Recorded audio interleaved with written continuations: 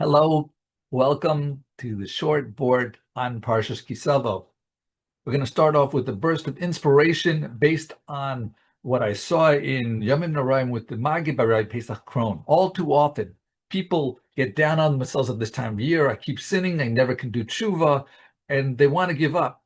To that end, you should hear that Rabbi Levovitz, the Mashgiach of Mir, 1873 to 1936, he said, as important as it is for one to know his faults so that he knows what he must do to amend, it is even more important for one to know his virtues, to know what one can accomplish. Again, even more important for one to know what his virtues are, to know what he can accomplish.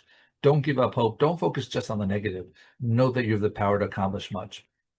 In Parshas Savo, Perek Zayin, where Moshe Rabbeinu is talking about that the Jews will have a renewed commitment to Hashem upon entering Eretz Yisrael, and to that end, they should make these huge stones that they will make and use them as mitzbeach.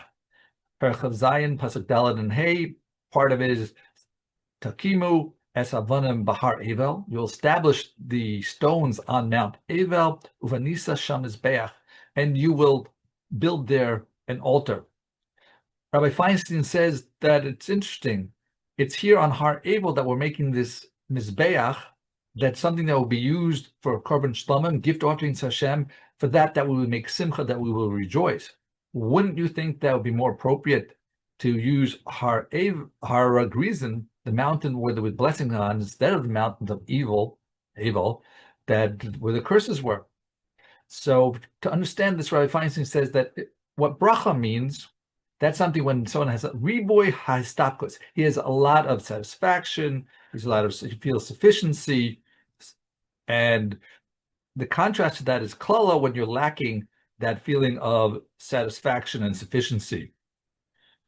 All too often, when a person has blessing, they're blessed with much, whether it's wealth or honor, prestige, whatever success in life that they have, that they might go and say, well, I must be a tzaddik. Hashem is blessing me with all these good things, and I don't have to keep on growing in Torah and Mazal Tovim, Torah and good deeds. But that's the wrong attitude, because that can lead to klalah. When a person is not growing in Torah, when he's satisfied where he is, that is something that's that would constitute a curse. And that's what we need to focus on. The greatest bracha is when a person appreciates what Hashem has, gives him, and is always growing in Torah.